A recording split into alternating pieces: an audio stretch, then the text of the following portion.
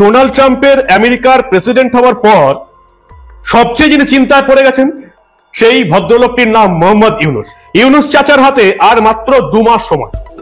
নরেন্দ্র মোদী বাংলাদেশের সাথে যে খেলা খেলতে নেমেছে সেই খেলার চ্যাম্পিয়ন। আপনারা কি জানেন প্রধানমন্ত্রী শেখ হাসিনাকে 5 ভাবে হত্যা করার প্ল্যান ছিল 5ই আগস্টে। আপনারা যে পালিয়ে যাওয়ার ভিডিওটা দেখেন না, এই পালিয়ে যাওয়ার ভিডিওটা কে ভিডিও করেছে বলেন তো? এটা ভিডিও করেছে আসিফ নজরুলের ভাড়া করা স্নাইপার, যে কিনা এসএসএফ এর চাপে ডক্টর ইউনূস সরকারকে একদম আওয়ামী লীগ সরকারের মতো মনে করছে বিএনপি। এটা হচ্ছে ডক্টর ইউনূস সরকার সম্পর্কে বিএনপির আকীদা। বিএনপি উপরে উপরে বলে এই সরকার আমাদের সরকার, এই সরকারকে ব্যর্থ হতে দেওয়া যাবে না, এই সেই। গত 4 মাসে 370 জন আওয়ামী লীগ নেতাকর্মীকে কুপিয়ে কুপিয়ে খুন করেছে এই দেশ বিরোধী আন্দোলনের জঙ্গি ছাত্ররা। তাদেরই নাম পরিচয় জানিয়ে একটি প্রাথমিক তালিকা প্রকাশ করেছে এখন আওয়ামী লীগ। এবার কি তাহলে বাধ্য হয়ে ক্ষমতা ছেড়ে দিবেন নোবেলজি অন্তর্বর্তী সরকারের প্রধান উপদেষ্টা ডক্টর মোহাম্মদ ইউনূস? আসসালামু আলাইকুম। আওয়ামী লীগ সরকার শেখ হাসিনা পালিয়ে যাওয়ার পর বর্তমানে ক্ষমতায় আছেন অন্তর্বর্তী সরকারের প্রধান উপদেষ্টা নোবেলজয়ী ডক্টর মোহাম্মদ ইউনূস। আর এই নোবেলজয়ী ডক্টর মোহাম্মদ ইউনূস ক্ষমতা থাকাকালীন আজকে সারা বাংলাদেশে যেসব চাঞ্চল্যকর ঘটনা ঘটেছে তার মধ্যে থেকে আমি আপনাদেরকে এমন কিছু বাছাই করা ভিডিও ফুটেজ দেখাবো যা দেখলে আপনারা সত্যি রীতিমতো অবাক হয়ে যাবেন। তাই বলছি সম্পূর্ণ ভিডিও জুড়ে আমার সাথে থাকবেন, তাহলে সবকিছু বুঝতে পারবেন ইনশাআল্লাহ। ভিডিওতে চলে যাবো তার আগে আপনাদের কাছে ছোট্ট একটা রিকোয়েস্ট, আপনি যদি আমার চ্যানেল দর্শক হয়ে থাকেন তাহলে চ্যানেলটি সাবস্ক্রাইব করে পাশে থাকা বেল আইকনটা বাজিয়ে দিতে ভুলবেন না। আর যারা অলরেডি আমার চ্যানেলটি সাবস্ক্রাইব করেছেন তাদেরকে জানাই অসংখ্য ধন্যবাদ। তো চলুন আজকে সেই কাঙ্ক্ষিত ভিডিও ফুটেজগুলো আমরা প্রমাণ সহকারে ধারাবাহিকভাবে দেখে আসি। ডোনাল্ড ট্রাম্পের আমেরিকার প্রেসিডেন্ট হওয়ার পর সবচেয়ে যিনি চিন্তায় পড়ে গেছেন সেই ভদ্রলোকটির নাম মোহাম্মদ ইউনূস। ইউনূস চাচার হাতে আর মাত্র 2 মাস সময়। নরেন্দ্র মোদী বাংলাদেশের সাথে যে খেলা খেলতে নেমেছে সেই খেলার চ্যাম্পিয়ন ডক্টর মোহাম্মদ ইউনূস। বাংলাদেশের ছাত্র জনতার গণ অভ্যুত্থানের পর ডক্টর মোহাম্মদ ইউনূস রাষ্ট্র ক্ষমতায়, তাকে মেনে নেয়নি ভারত। এটা তাদের আচরণেই পরিষ্কার। শেখ হাসিনাকে বাংলাদেশের রাষ্ট্র ক্ষমতায় আবারও বসাতে ভারতের ষড়যন্ত্র যখন চলমান, ঠিক তখনই মার্কিন রাষ্ট্রপতি নির্বাচিত হয় ডোনাল্ড ট্রাম্প। এতে যেন ভারত আরো বেপরোয়া হয়ে ডক্টর মোহাম্মদ ইউনূসের পিছনে লাগে। অন্তর্বর্তীকালীন সরকারের মেয়াদ 2 মাস আছে বলে দাবি করতে থাকে ভারতীয় দাদারা। তবে ডক্টর মোহাম্মদ ইউনূসের নতুন এক কৌশলে ঘুম হারাম হয়ে গিয়েছে পশ্চিমবাংলার মিডিয়ার। শেখ হাসিনাকে আবারও বাংলাদেশের রাষ্ট্র ক্ষমতায় বসানোর যে ষড়যন্ত্রের রচনা করে উঠছিল ভারত, এবার ডক্টর মোহাম্মদ ইউনূস ভারতের সেই ষড়যন্ত্রকে রুখে দিয়েছেন। বিস্তারিত থাকছে আজকের এই ভিডিওতে। প্রথমেই দেখে নেওয়া যাক এ নিয়ে কি বলছে ভারতীয় পশ্চিমবাংলার মিডিয়া। এই ডোনাল্ড ট্রাম্পের আমেরিকার প্রেসিডেন্ট হওয়ার পর সবচেয়ে যিনি চিন্তায় পড়ে গেছেন, সবচেয়ে যিনি বিপদে পড়ে গেছেন সেই ভদ্রলোকটির নাম মোহাম্মদ ইউনূস। ইউনূস চাচার হাতে আর মাত্র 2 মাস সময়। আপনারা জানেন 20 জানুয়ারি 2025 আমেরিকার সিংহাসনে বসবেন ডোনাল্ড ট্রাম্প। অর্থাৎ 20 জানুয়ারি 2025 ডোনাল্ড ট্রাম্প আমেরিকান প্রেসিডেন্ট পদে শপথ নেবেন। ফলে ইউনূস চাচার হাতে মাত্র 2 মাস সময়। আজকে 11ই নভেম্বর, ডিসেম্বর, জানুয়ারি, ঠিক 2 মাস সময় আছে। এই 2 মাস সময়ের মধ্যে কি করতে হবে? এই 2 মাস সময়ের মধ্যে শেখ হাসিনাকে বাংলাদেশের ইতিহাস থেকে মুছে ফেলতে হবে, ভবিষ্যৎ থেকেও মুছে ফেলতে হবে, যাতে পরবর্তী নির্বাচনে আওয়ামী লীগ শেখ হাসিনা যেন প্রতিদ্বন্দ্বিতাই করতে না পারে। এমনিতেই ডোনাল্ড ট্রাম্প পরিষ্কার, আপনারা দেখেছেন, প্রেসিডেন্ট নির্বাচনের আগেই বাংলাদেশে হিন্দুদের উপর অত্যাচার নিয়ে মুখ খুলে দিয়েছেন। প্রেসিডেন্ট নির্বাচনের আগেই তিনি গোটা পৃথিবীতে র্যাডিক্যাল মুসলিম সন্ত্রাসবাদীদের বিরুদ্ধে মুখ খুলে দিয়েছেন। ফলে ডোনাল্ড ট্রাম্প এবং তার চেয়েও বড় কথা তার যিনি বন্ধু নরেন্দ্র মোদী, যে নরেন্দ্র মোদী দেশের অরাজক পরিস্থিতির জেরে 3 মাস ধরে ভারতের রাজনৈতিক আশ্রয়ে রেখে দিয়েছেন বাংলাদেশের ক্ষমতাচ্যুত প্রধানমন্ত্রী শেখ হাসিনাকে। আপাতত মোদী এবং ট্রাম্পের চাপে ইউনূস চাচার প্রাণ ওষ্ঠাগত। কি করলো এবার বাংলাদেশ সরকার? এবার বাংলাদেশ সরকার ইন্টারপোলের কাছে রেড কর্নার নোটিশ জারি করতে চলেছে, যাতে শেখ হাসিনা এবং পালিয়ে যাওয়া আওয়ামী লীগ নেতাদের বাগে আনা যায়, দেশে ফিরিয়ে আনা যায়। ভারত ভেবেছিল তারা বাংলাদেশের ছাত্র জনতার সরকারের বিরুদ্ধে ষড়যন্ত্র করবে, আর ডক্টর মোহাম্মদ ইউনূস তা চেয়ে চেয়ে দেখবেন। ভারত চায় শেখ হাসিনা আবারও বাংলাদেশের উপর চেপে বসুক। শেখ হাসিনা থাকলেই কেবলমাত্র ভারতের স্বার্থ সুরক্ষিত হবে, এমনটাই ধারণা তাদের। শেখ হাসিনা থাকলে বাংলাদেশকে লুটেপুটে খেতে তাদের সুবিধা হয়, আর তাই শেখ হাসিনাকে বাংলাদেশে ফেরাতে বিভিন্ন মিশন চালাচ্ছে মোদী ভেবেছিল ডক্টর মোহাম্মদ ইউনূস কাঁচা খেলোয়াড়। ডক্টর মোহাম্মদ ইউনূস ভারতের স্বপ্নকে ধূলিসাৎ করে দিল একটিমাত্র নোটিশ জারি করে। রেড নোটিশ জারির মাধ্যমে বাংলাদেশ এবার ভারতের উপর চড়ে বসেছে। ফলে বাংলাদেশের কাছে ভারত এখন শেখ হাসিনাকে ফিরিয়ে দিতে বাধ্য। বাংলাদেশের জেলে বন্দী আছে ভারতের অনেক জঙ্গি। শেখ হাসিনাকে ফিরিয়ে না দেওয়ার জবাবে যদি বাংলাদেশ তাদের ছেড়ে দেয় তাহলে উত্তর পূর্বের রাজ্যগুলোতে গৃহযুদ্ধ লেগে যাবে। ভারত তখন বাংলাদেশ সরকারের বিরুদ্ধে কোনো অ্যাকশনও নিতে পারবে না, কারণ শেখ হাসিনাকে ফিরিয়ে না দিয়ে চুক্তি ভঙ্গ করেছে ভারত। বাংলাদেশের এমন সিদ্ধান্ত দেখে গলা শুকিয়ে গিয়েছে পশ্চিমবাংলার মিডিয়ার। নতুন বাংলাদেশের অন্তর্বর্তীকালীন গত 4 মাসে 370 জন আওয়ামী লীগ নেতাকর্মীকে কুপিয়ে কুপিয়ে খুন করেছে এই দেশ বিরোধী আন্দোলনের জঙ্গি ছাত্ররা। তাদেরই নাম পরিচয় জানিয়ে একটি প্রাথমিক তালিকা প্রকাশ করেছে এখন আওয়ামী লীগ। কিন্তু এদিকে প্রধান উপদেষ্টার এই প্রেস সচিব একেবারে নির্লজ্জের মতো মিডিয়াতে এসে বলে যাচ্ছে, না এমন কিছুই হয়নি আমাদের দেশে, এসব রিপোর্ট সব ভুয়া, জনগণের রক্ত ঝরছে, আর তারা বলে যাচ্ছে না কিছুই হয়নি। এই নির্লজ্জ মিথ্যাচার আর কতদিন চলবে ইউনূস মিয়া? সময় তো এসে গিয়েছে জেলের ভাত খাওয়ার। ট্রাম্প তোমার ভীষণ কাছের বন্ধু, নাকি এখন ট্রাম্পই তোমার সবচেয়ে বড় শত্রু? সেটাই আজ সন্ধ্যাবেলায় দেশের জনগণের সামনে আমি একেবারে গরম গরম তথ্য প্রমাণ সহ নিয়ে আসতে চলেছি চাচা। দেশের মানুষ সব দেখেছে, আর আমরাও আজ সব দেখাবো। তাই প্রস্তুত থাকো ইউনূস মিয়া, তোমার মুখোশ আজ সন্ধ্যায় খুলে যাবে। সেই কথাই আছে না, পাপ কখনো বাপকেও ছাড়ে না। ইউনূস মিয়া, তোমার সেই কৃতকলাপ, অতীতের কৃতকলাপ আর তার ফল এবার তোমাকে ভোগ করতেই হবে। অতীতে ট্রাম্পের পিছনে কাঠি করেছিলে তাই না? মনে আছে তো ইউনূস চাচা?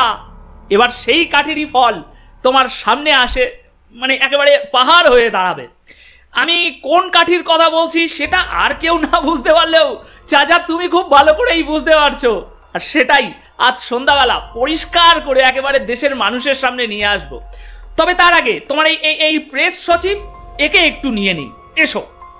ডোনাল্ড ট্রাম্প তার এই শব্দগুলোর, এই স্টেটমেন্টের এই শব্দগুলো দিয়ে রিসেট বাবার সরকারের উপরে প্রথম যে আঘাতটা করেছে তার জবাবে আমাদের এই প্রধান উপদেষ্টার প্রেস সচিব কি বলছে সেটা একটু শুনুন। একটা জিনিস হচ্ছে যে আগে যখন উনি যে টুইটটা করেছেন তখন উনি ছিলেন রিপাবলিকান পার্টির, উনি প্রেসিডেন্সিয়াল ক্যান্ডিডেট।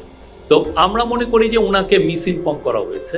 তো এখন যেহেতু উনি ইউএস এর প্রেসিডেন্ট হবেন, অবশ্যই উনি দেখবেন যে ঘটনাটা কি হয়েছে।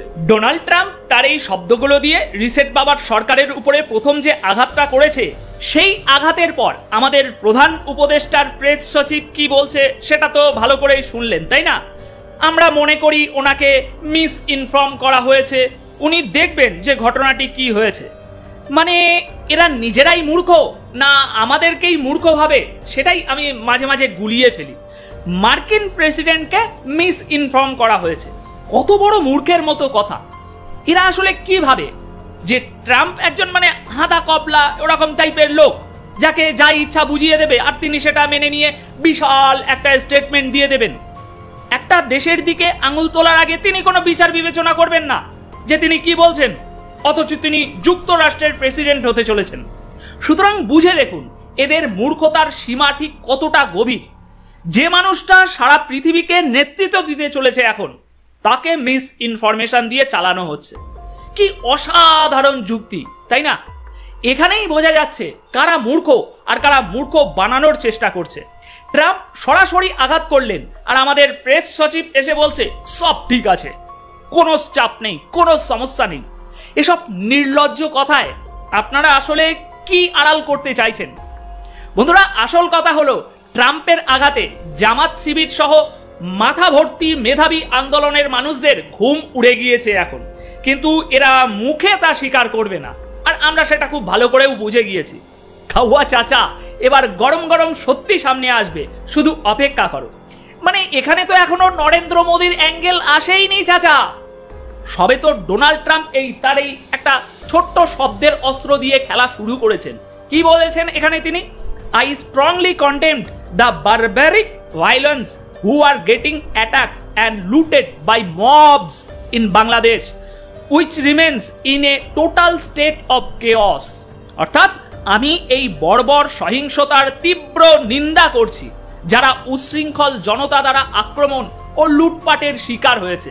মোহাম্মদ ইউনূসের হাতে সম্পূর্ণ বাংলাদেশ এখন বিশৃঙ্খলার মধ্যে রয়েছে। এটাই তো চাচা বলেছে তাই না? আর এর উত্তরে আমাদের রিসেট বাবার প্রেস সচিব বলছে আমরা মনে করি ওনাকে মিস ইনফর্ম করা হয়েছে, উনি দেখবেন যে ঘটনাটা কি হয়েছে। আরে উনি এসে কি দেখবেন? আসুন আসুন আমি আপনাকে দেখাচ্ছি, একটা ছোট্ট ঘটনার মাধ্যমে আপনাকে বোঝাচ্ছি যে এই উগ্রপন্থীরা দেশে কি তাণ্ডব মেলা চালিয়েছে, আর সেই জায়গায় আপনাদের সরকার একদম বোবা হয়ে কিভাবে থেকেছে। কি করেছে আপনাদের সরকার সেই সময়? আপনাদের সরকার কি নিজেদের দায়িত্ব সব গুলে খেয়ে ফেলেছে?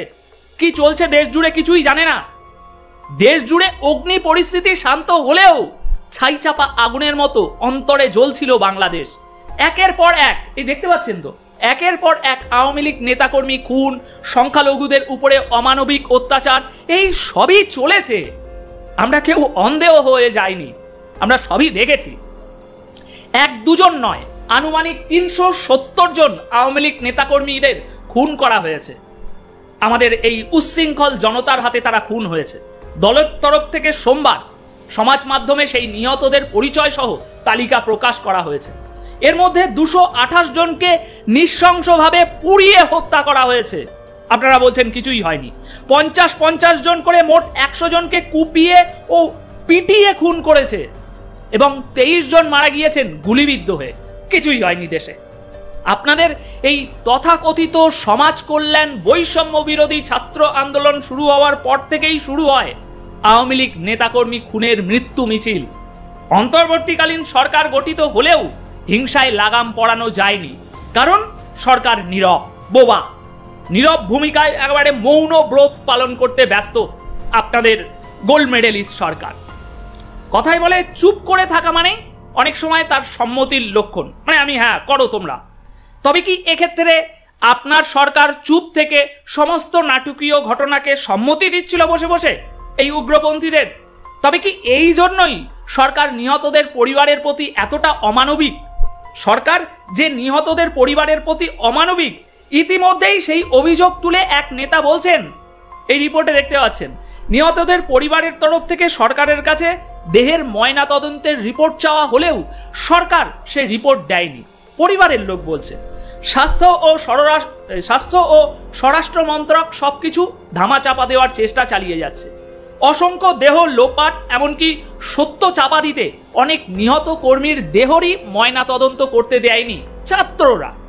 তাই এই প্রশ্ন থেকেই যাচ্ছে, যেখানে অন্তর্বর্তী সরকার ক্ষমতায় বর্তমান, যেখানে সব ক্ষমতাই এখন প্রায় সরকারের হাতে, সেখানে এই সাধারণ ছাত্ররা কিভাবে তদন্তে বাধা দেওয়ার সুযোগ পায়, সাহস পায়? তবে কি ছাত্রদের সামনে রেখে এর পিছনে রয়েছে কাউয়া ইউনুসের রাজনৈতিক ষড়যন্ত্র? তবে কি এর পিছনেও রয়েছে উর্দু সাম্রাজ্যবাদী জামাত শিবিরের দল, ঠিক যেমনটা করা হয়েছিল আন্দোলনে? এখন আওয়ামী লীগ দলের তরফ থেকে জানানো হয়েছে যে সরকারি মতে গত 4 মাসে আওয়ামী লীগের 370 জন নেতাকর্মী খুনের পরিসংখ্যান সরকার দেখালেও বাস্তবে সংখ্যাটা আরো বেশি।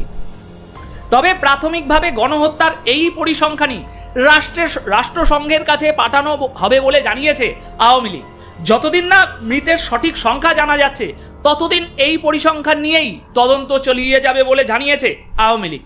মানে আপনারাই শুধু খেলবেন আর আমরা নীরব দর্শক হয়ে দেখে যাব, তা তো আর হয় না, তাই না? আমরাও জাতিসংঘের সামনে তুলে ধরবো আপনারা কেমন করে গণহত্যা চালিয়েছেন, আমরাও পরিসংখ্যান দেখাবো, আপনাদের নৃশংসতার চিত্র তুলে ধরবো, আমাদের মানুষদের সাথে আপনারা ঠিক কিরকম নৃশংস আচরণগুলো করেছেন। তাই এবার খেলা জমবে এবং খুব ভালোভাবেই জমবে।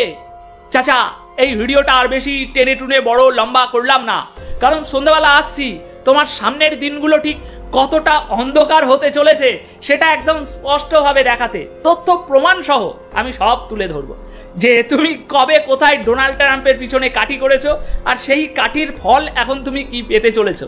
Just wait. তো সম্মানিত দর্শক শ্রোতা, আশা করছি আপনারা এই সম্পূর্ণ ভিডিও ফুটেজটা মনোযোগ সহকারে দেখেছেন। নোবেলজয়ী অন্তর্বর্তী সরকারের প্রধান উপদেষ্টা ডক্টর মোহাম্মদ ইউনূস ক্ষমতা থাকাকালীন আজকে সারা বাংলাদেশে কি ঘটনা ঘটেছে তাও বুঝতে পেরেছেন। এই বিষয়ে একটি আপনাদের মূল্যবান মতামত অবশ্যই কমেন্ট করবেন। চলুন আমরা আজকে সেই চাঞ্চল্যকর ভিডিও ফুটেজের আরো একটা ভিডিও ফুটেজ প্রমাণ সহকারে দেখে আসি। আপনারা কি জানেন প্রধানমন্ত্রী শেখ হাসিনাকে 5 ভাবে হত্যা করার প্ল্যান ছিল 5ই আগস্টে। আপনারা যে পালিয়ে যাওয়ার ভিডিওটা দেখেন না, এই পালিয়ে যাওয়ার ভিডিওটা কে ভিডিও করেছে বলেন তো? এটা ভিডিও করেছে আসিফ নজরুলের ভাড়া করা স্নাইপার, যে কিনা এসএসএফ এর চাপে ওই সময় শেখ হাসিনাকে গুলি করতে পারেনি, কিন্তু পরিস্থিতি এতটাই ঘোলাটে ছিল সে ওটা ভিডিও করে রেখেছে এবং আসিফ নজরুলের পরামর্শে শেখ হাসিনার মানহানি করার জন্য সেই ভিডিও ইন্টারনেটে ভাইরাল করে দেয়। হ্যাঁ, আজকে এই টপিক নিয়ে কথা বলবো যে শেখ হাসিনাকে কোন কোন পদ্ধতিতে এই শত্রুপক্ষ মারতে চেয়েছিল। দেখেন, আজকে যে কথাগুলো বলবো আপনাদেরকে, সেই কথাগুলো গোয়েন্দা সংস্থার কাছে অলরেডি আছে। এই কথাগুলো হজম করতে অনেকের কষ্ট হবে, কিন্তু এটাই বাস্তবতা। 5ই আগস্টের সময় যদি কোনো কারণে প্রধানমন্ত্রী নিরাপত্তা সংশ্লিষ্ট কোনো বহিঃসূত্রের সহযোগিতা না পেত, আমি শত্রু বলছি না কিন্তু সূত্র বলছি, স্টেট টু স্টেট ডিপ্লোমেসির অংশ হিসেবে বহিঃসূত্রের কোনো সহযোগিতা যদি না পেত, তাহলে শেখ হাসিনাকে গাদ্দাফির মতো মারা হতো। হ্যাঁ, শেখ হাসিনাকে গাদ্দাফির মতো মেরে তাকে বিবস্ত্র করে সেই ভিডিও ধারণ করে ইন্টারনেটে ছাড়ার পরিকল্পনা দিয়েছিল জামাত বিএনপির গোষ্ঠী। এটা ছিল 5 ভাবে মারার একটা। কোনো কারণে শেখ হাসিনাকে বাংলাদেশ থেকে নিরাপত্তার স্বার্থে অন্য দেশে আশ্রয়ের বন্দোবস্ত করা না হতো, তাহলে শেখ হাসিনাকে গণভবনেই মেরে দিয়ে গণভবনেই মাটি চাপা দিয়ে দেওয়া হতো শেখ হাসিনা এবং শেখ রেহানাকে। হ্যাঁ, এটা আমার কথা না, বিশ্বের অনেক গোয়েন্দা সংস্থা আছে যারা বাংলাদেশে কাজ করছেন, তারা যদি এই ভিডিওটা দেখেন তারা তাদের রিপোর্টের সাথে হয়তো মিল পাবে। সুতরাং এখানে লুকো চাপানোর কিছু নাই। জামাত এবং সেনাবাহিনীর এই পরামর্শ ছিল যে যদি কোনো কারণে বিএনপির সাথে আতাত করে এই জিনিসটা সম্পন্ন করতে না পারে, তাহলে জামাত এবং সেনাবাহিনী মিলে গণভবনে তাকে কবর দিবে। আরেকটা বিষয় হচ্ছে আমেরিকা চেয়েছিল শেখ হাসিনাকে সাদ্দামের মতো করে জুডিশিয়াল কিলিং করে হত্যা করতে। যে প্রথমে তাকে আইনের কাস্টডিতে নেওয়া হবে, গ্রেফতার করা হবে, দেন তাকে বিচারের মাধ্যমে, বিচার প্রক্রিয়ার মাধ্যমে সাদ্দামকে যেভাবে মারা হয়েছিল ঠিক সেভাবে মারা হবে। এই ছিল আমেরিকা এবং ইউনুস গংদের প্রস্তাবনা। পরবর্তীতে বিএনপি এবং জামাত মিলে একটা প্রস্তাবনা দিয়েছিল, এভাবে না, গাদ্দাফির মতো করে তাকে পাবলিকের মাধ্যমে আগে পেটানো হবে, বিবস্ত্র করা হবে, তারপরে তাকে উলঙ্গ করে ভিডিও করে সেই ভিডিও অনলাইনে ইন্টারনেটে ছাড়া হবে। এটা ছিল জামাত এবং বিএনপির প্রস্তাব। কিন্তু এটা পারে নাই আমাদের দেশেরই। আবার অন্যান্য সব সেনাবাহিনী তো আর খারাপ না, কিছু কিছু ভালো সেনাবাহিনীও তো আছে আমাদের দেশে। সেনাবাহিনীর ঊর্ধ্বতন কর্মকর্তাদের মধ্যে একটা অংশ কিন্তু এই জিনিসটা বাধা দেয়, এবং ওই দিন গণভবনে এসএসএফ সর্বোচ্চ ভূমিকা রেখেছিল শেখ হাসিনা এবং শেখ রেহানাকে রক্ষা করার ক্ষেত্রে। কারণ স্পেশাল সিকিউরিটি ফোর্সের কিন্তু দায়িত্ব রানিং প্রধানমন্ত্রীকে যেভাবেই হোক সেফটি এবং সিকিউরিটি দেওয়া, এবং তারই অংশ হিসেবে স্নাইপারকে আইডেন্টিফাই করতে পেরেছিল, এবং স্নাইপারকে আইডেন্টিফাই করে তারা কিন্তু তাদের জিম্মায় নিয়েছিল। যদিও পরিস্থিতি খারাপ ছিল, তাই তাকে মারধর করে নাই কিংবা তাকে চাপে রাখতে পারে নাই। সেনাবাহিনীর একটা অংশই তো কোনো না কোনো ভাবে আতাত করে এই স্নাইপারকে গণভবনে ঢুকিয়েছিল, তাই তো? এবং সেটাই হয়েছে। এবং পরবর্তীতে যখন দেখলো এই 3টা প্ল্যানের একটা প্ল্যানও কাজ করছে না, ইউনুস গংদের আমেরিকার প্রেসক্রিপশন অনুযায়ী একটা প্ল্যান, জামাত বিএনপির একটা প্ল্যান, জামাত সেনাবাহিনীর একটা প্ল্যান, এই 3টা প্ল্যান, আবার এই যে স্নাইপারের একটা প্ল্যান, 4 নম্বর প্ল্যান, কোনোটাই কাজ করলো।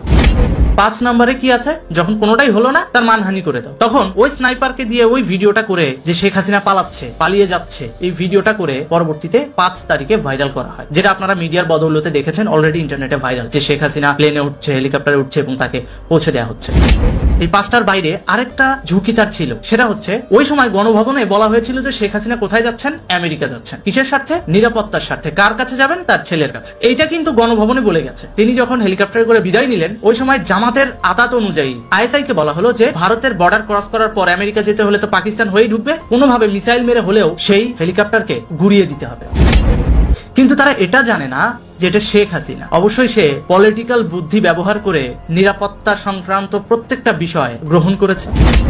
আর এজন্যই তিনি সেনাবাহিনীকে তো বলেছিলেন যে আমি নিরাপত্তার স্বার্থে, ঠিক আছে তোমরা রক্তপাত চাও না, আমিও রক্তপাত চাই না, আমি চলে যাচ্ছি। কিন্তু সে দিল্লিতে কেন নামলো? কারণ যদি কোনো কারণে ভারতে সে অবস্থান না নিত, তাহলে পাকিস্তানের আকাশ সীমায় যখনই হেলিকপ্টারটা ঢুকতো তাকে মিসাইল দিয়ে হত্যা করা হতো।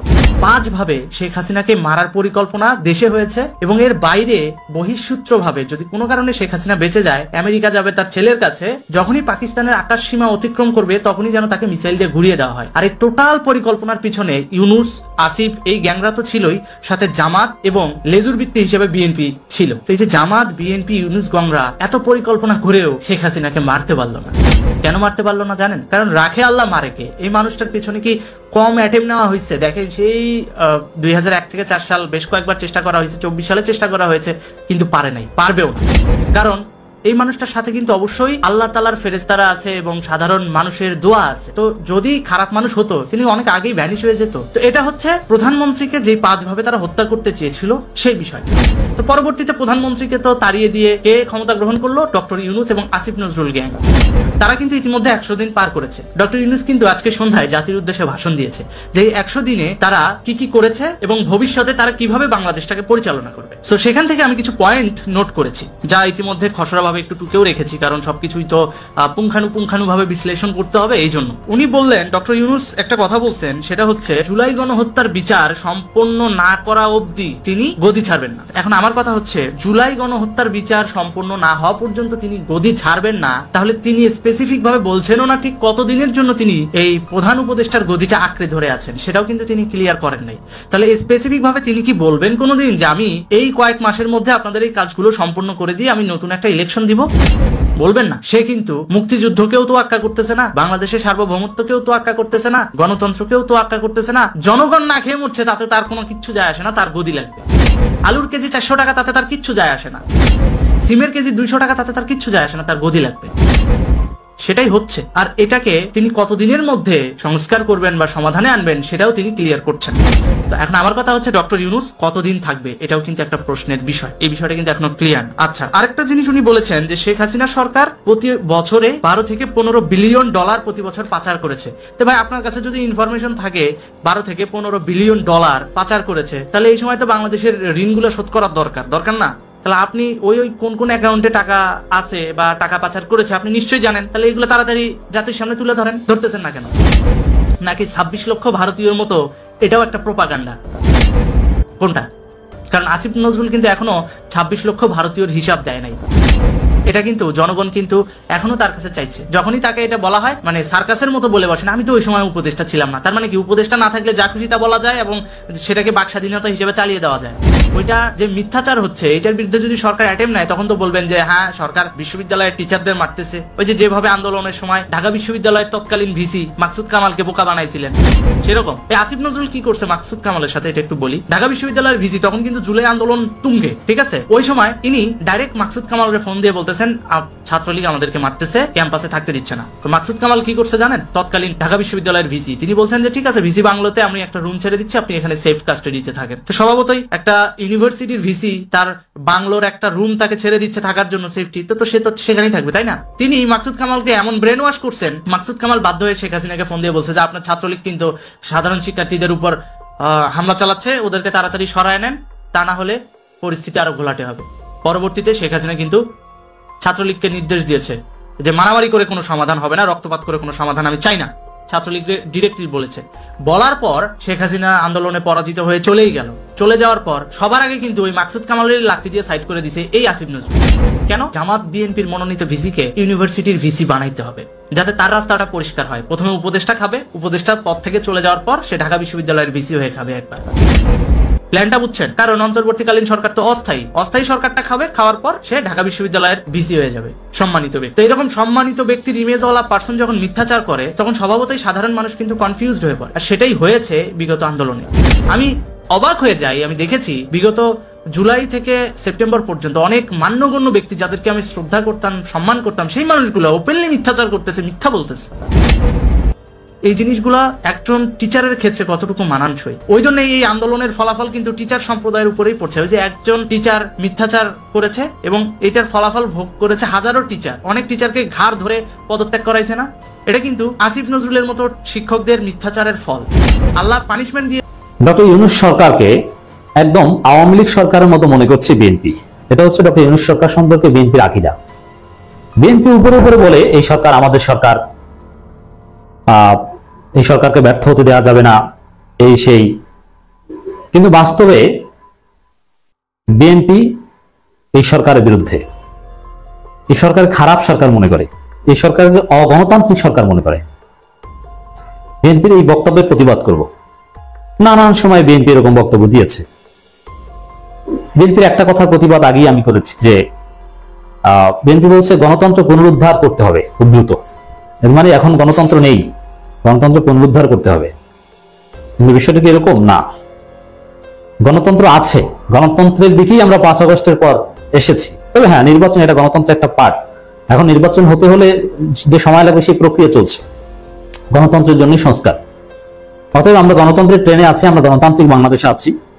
এদেশে সবচেয়ে কার্যকর ভাবে বাক স্বাধীনতা আছে এবং চমৎকার বাক স্বাধীনতা, রাজনৈতিক স্বাধীনতা। রাজনৈতিক দলগুলো যত সুন্দরভাবে রাজনীতি করছে, গত 15 বছরে এত সুন্দরভাবে ওপেনলি কেউ রাজনীতি করতে পারেনি, সব ঠিক আছে। অতএব বিএনপির এই বক্তব্যের প্রতিবাদ আমরা করছি। দেখেন আরেকটা বক্তব্য বিএনপির, নতুন ডেলিভারি। জনগণের দুর্ভোগ আগের মতোই রয়ে গেছে, অভিযোগ রিজভির। হ্যাঁ, জনগণের দুর্ভোগ এগুলো সাবজেক্ট, এগুলো শেষ নেই। আমরা চাই যে জনগণের সুদিন আসুক, কিন্তু আগের মতোই রয়ে গেছে। এর অর্থ কি? আওয়ামী লীগের আমলে যা এখনো তা। কিন্তু এই কথাটা আমরা বারবার বোঝানোর চেষ্টা করছি, নেভার এ কথা বলবেন না।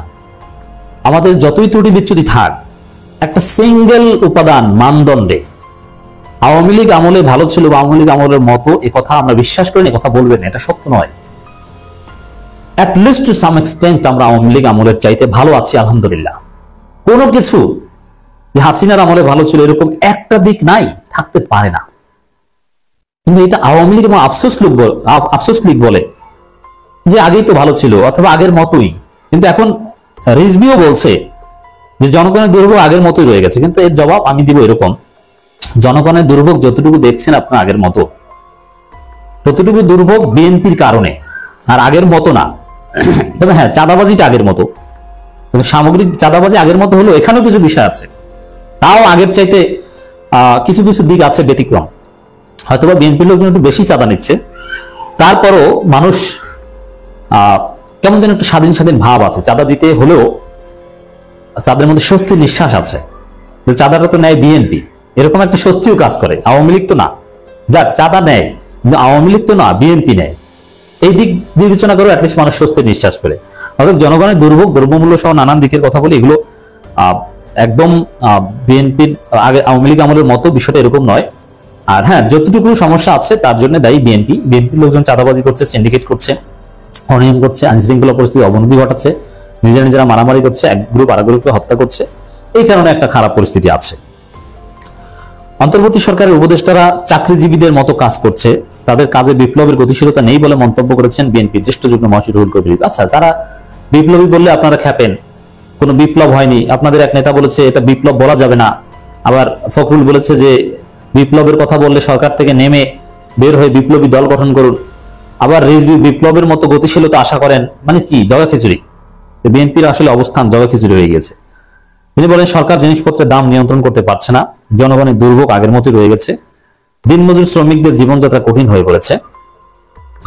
অন্তর্বর্তী সরকারের জুলাই বিপ্লবে হতাহতের পরিবারের দায়িত্ব নেওয়ার আহ্বান জানিয়ে রিজভি বলেন, আমি এবং বিএনপির জাতীয় স্থায়ী কমিটির সদস্য সালাউদ্দিন আহমেদ কয়েকদিন আগে বঙ্গ হাসপাতালে গিয়েছিলাম, দেখলাম এখন অনেক হাসপাতালে কাতরাচ্ছেন, এখনো পিঠের চামড়া খুলে গেছে, কারো পা নেই, কেউ অন্ধ হয়ে গেছে।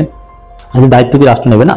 ঠিক আছে, এই বিষয়গুলো সমালোচনা করতে হবে, কিন্তু আগের মতোই আছে, জনগণের দুর্ভোগ কমেনি। আওয়ামী লীগের মতো এই সরকার, আবার এই সরকারকে আপনি অগণতান্ত্রিক বলবেন, গণতন্ত্র পুনরুদ্ধারের কথা বলবেন না, এগুলোর প্রতিবাদ আমরা করবো।